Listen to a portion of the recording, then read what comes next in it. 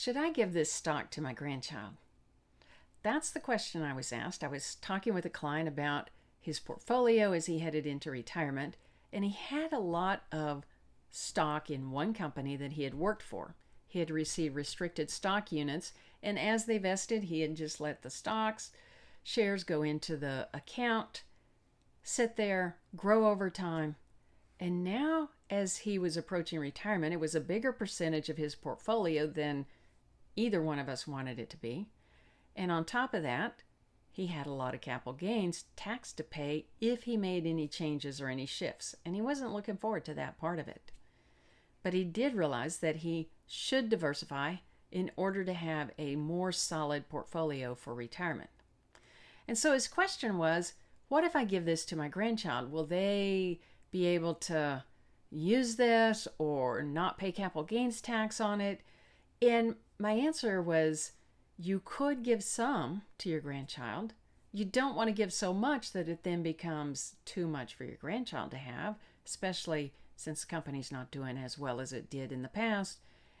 And you have to consider, what is the tax consequence? If they need to sell it, then is it going to trigger the kiddie tax or not trigger the kiddie tax? What's going to happen over time tax-wise? And need to do that analysis before you give the stock to your grandchild.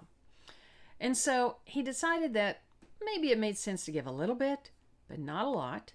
And he was going to have to, do some other things to shift out of the stock to diversify the portfolio. So he implemented some other strategies to help him shelter the cost of that tax cost to make those changes and get his portfolio lined up. But it's really key to think about, when you're giving something to grandchildren, to think about how they're going to receive it, how they're going to feel about it.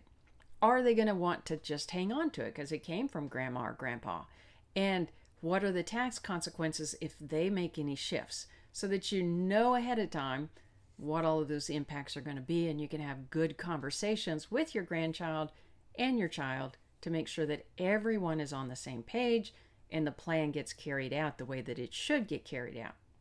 That's the kind of planning that you need to do before you give anything to grandchildren.